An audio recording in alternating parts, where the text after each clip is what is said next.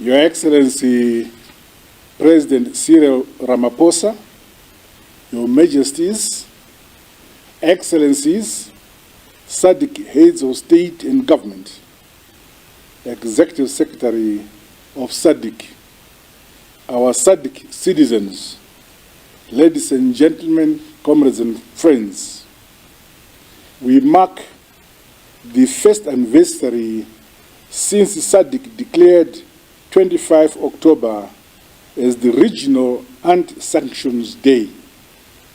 It is on this day that SADC member states collectively call for the unconditional removal of the illegal and debilitating sanctions imposed on our country, Zimbabwe. This bold decision, show of solidarity, is a reflection of the principled revolutionary character of our regional body, which has consistently opposed injustices and oppression. This has its genesis in our rich liberation heritage and must embolden us to face head-on the neo-colonial machinations by detractors and opponents of the ethos, values, and ideologies of former liberation movements. Fellow Africans, global allies and friends, the Zimbabwe Democracy and Economic Recovery Act, ZIDERA, and executive orders by the government of the United States of America have constrained the much-needed development of our country for nearly 20 years. Due to the sanctions, Zimbabwe has had limited access to multilateral and financial support from the international financial institutions. The cumulative effect of these illegal sanctions has been devastating in every sector of our economy. Sanctions are a blunt, cohesive instrument with far-reaching implications on the ordinary people, especially women, children, youths, the elderly, people with disabilities, and those suffering from chronic illness. My country's citizens have fallen victim to this indiscriminate weapon of mass destruction, which is being deceitfully presented to the world as targeted. However, we are grateful to those nations and organizations who have stood by us and supported us. Sanctions are without doubt a form of aggression against my country and a tool of regime change. Coupled with the vicious cyber attack and the hostile propaganda calculated to divide Zimbabwe, sanctions undermine our peace, unity, and national cohesion.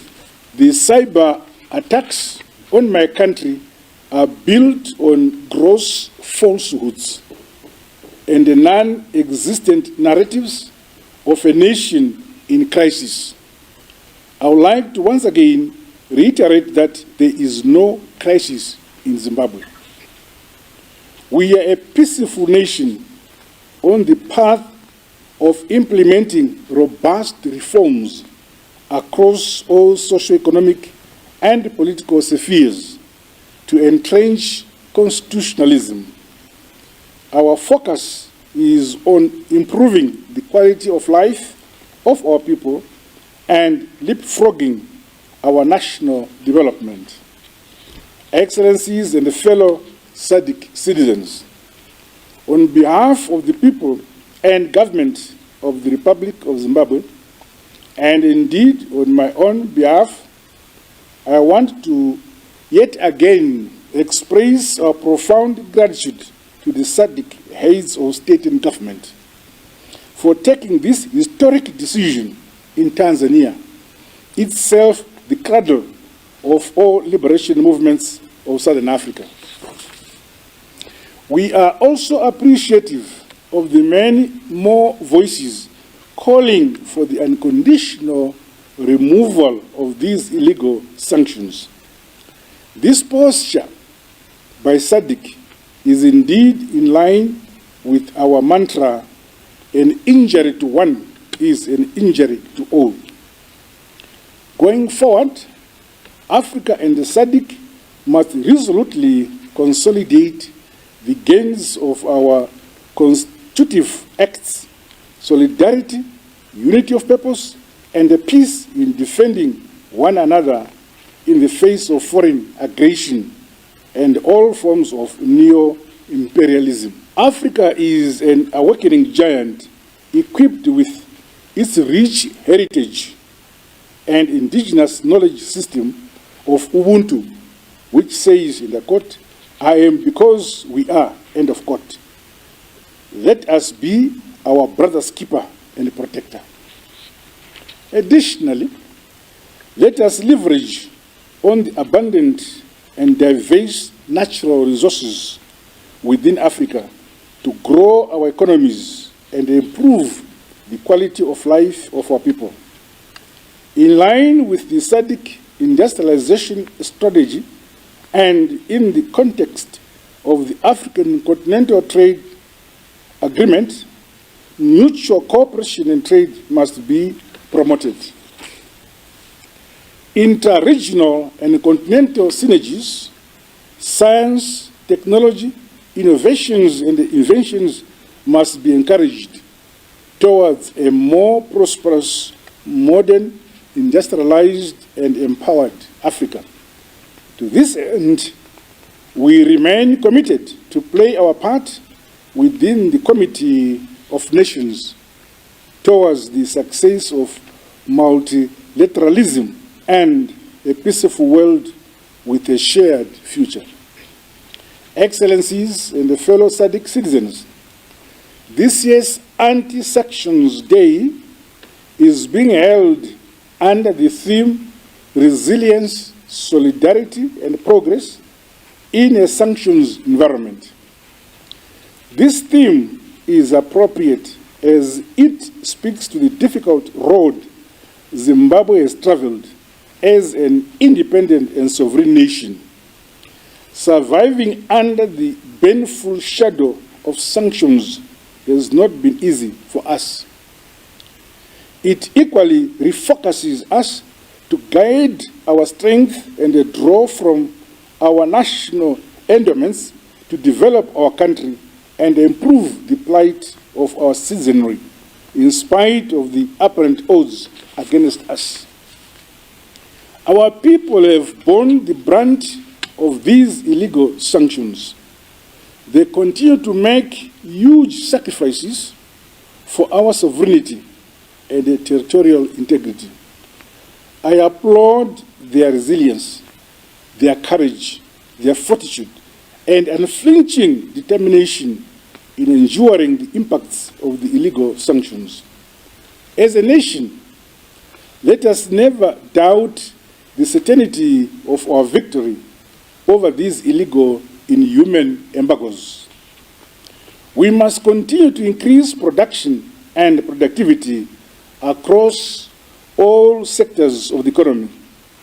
SADC deserves a Zimbabwe which can play its effective and strategic role towards the achievement of regional integration and collective prosperity.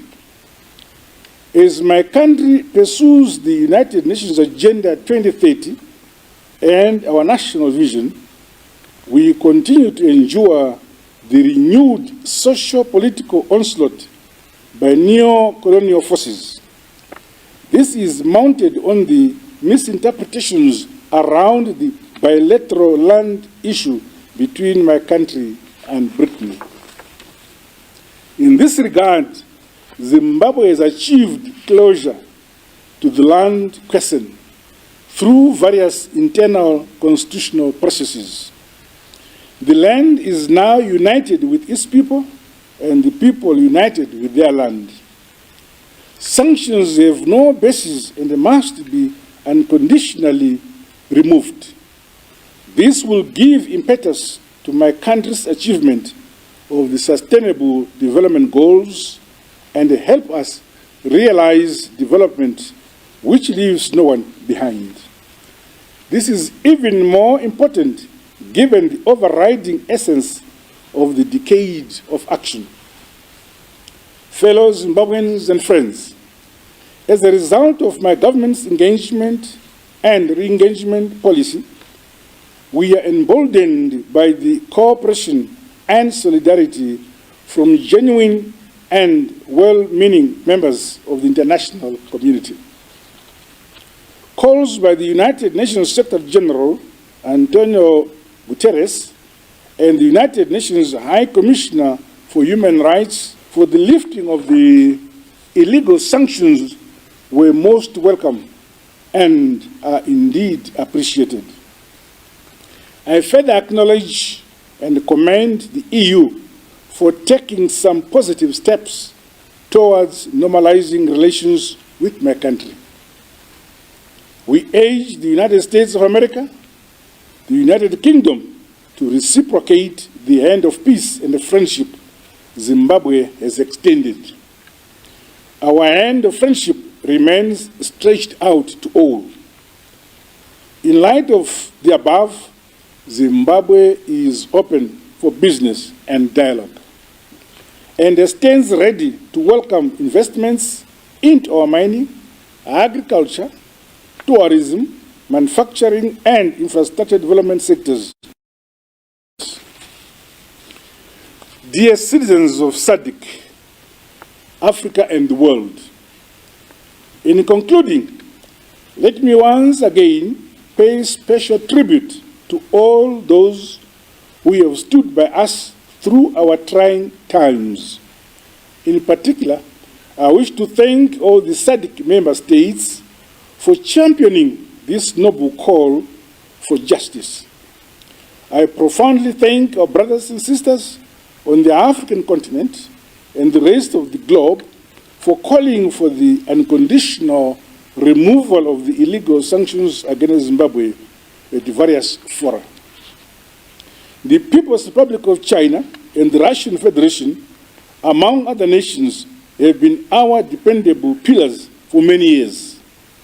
These nations not only assisted us in our fight for independence, but equally assisted us to defend our sovereignty against the sustained onslaught by our detractors. We are sincerely grateful and thank them for their unwavering friendship and solidarity. To my fellow countrymen and women, the greatest way to make us deserving of this solidarity from across the region, continent, and the world is to be united and staying on the course of principle. We are a determined people, a resilient African nation with a proud history of standing for what is right and just. We are an integral part of SADC and the African Union. Our outlook has always been Pan-African, making Zimbabwe home to different nationalities. In return, we have been hosted by other nations, always exhibiting hard work, honesty, and commitment to laws of countries which host us. That character must never change. It must be supported and strengthened by the show of solidarity with which Africa and the progressive world continue to favor us. We must show resilience, innovativeness, and creativity in the face of adversities created by the sanctions through our collective focus on progress, sharing, and accommodating others, even as our means and resources remain scarce. Indeed, this is what solidarity means. God bless Zimbabwe. God bless SADC. God bless Africa.